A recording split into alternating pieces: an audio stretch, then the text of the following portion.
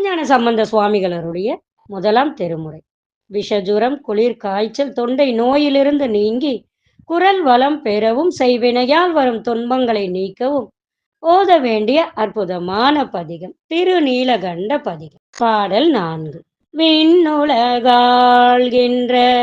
விச்சாதரர்களும் வேதியரும் புண்ணியரென்றிரு போதும் தொழப்படும் புண்ணியரே கண்ணிமையாதன மூன்றுடையீரும் கழல் அடைந்தோ திண்ணிய தீவினை தீண்ட பெறா திரு நீலகண்டம். பாடலின் பொருள். நாம் சிவனுக்கு அடியவர்கள் ஆவோம்.